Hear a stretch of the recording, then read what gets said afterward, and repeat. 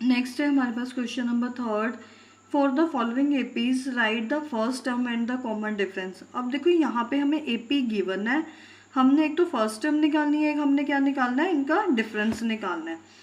तो एपी हमें क्या गिवन है, 3, 1, -1, -3। तो अब देखो हम क्या करेंगे, फर्स्ट टर्म हमने निकालनी है। तो देखो क्लियर है, फर्स्ट टर्म हमारे पास कौन सी है, 3 है, मतलब ए की वैल्यू कितनी आ गई यहाँ पे हमारे पास 3। तो डी मेरे पास कितना आएगा यहाँ पे। तो आपने अगर मेरी पिछली वाली वीडियोस को देखा होगा तो उसमें मैंने बताया हुआ है कि डी हम कैसे निकालते हैं, किसी भी टर्म में से उसकी प्रीसीडिंग टर्म को माइनस करके। तो यहाँ पे देखो माइनस करो 1 - 3, तो 1 - 3 हमारे पास डी कितना आ गया यहाँ पे -2। बाकी टर्म्स को माइनस करने की कोई ज़रूरत नहीं है, क्यों, क्योंकि ये तो हमें एपी में गिवन ही थी। तो किसी भी टर्म में से उसके प्रीसीडिंग टर्म को जब आप माइनस कर दोगे तो डी कितना आ जाएगा हमारे पास -2। इसी तरह हमारे पास नेक्स्ट है second part, -5, -1, 3, 7 and so on. तो यहाँ पे देखो फर्स्ट टर्म, तो फर्स्ट टर्म को जो हम सिंबल से डिनोट करते हैं ना, वो ए से ही डिनोट करते हैं, ठीक है। तो फर्स्ट टर्म तो क्लियर है, वो कितनी है हमारे पास -5। तो डी कितना आएगा, देखो यहाँ पे मैंने -1 ले लिया, -1 में से माइनस करना है मैंने इससे पहले वाली टर्म, तो वो क्या है हमारे पास -5। तो इसलिए दो साइन इकट्ठे थे ना, तो मैंने माइनस में लिख दिया इसको, -1 माइनस माइनस यहाँ पे क्या बन जाएगा +5।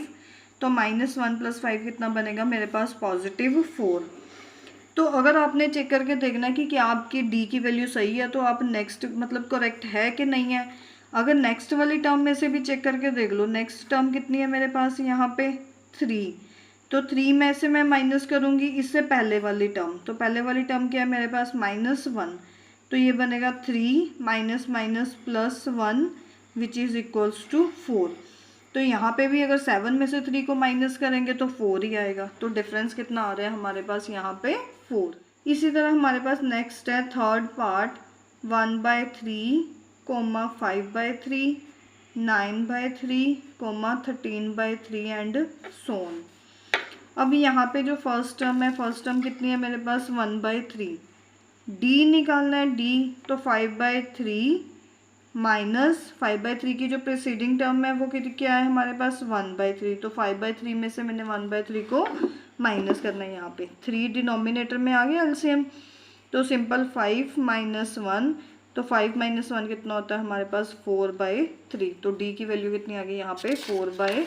इसी तरह हमारे पास फोर्थ पार्ट है 0.6, 1.7, 2.8, 3.9 एंड सो ऑन। तो फर्स्ट टर्म कितनी आ गई हमारे पास 0.6।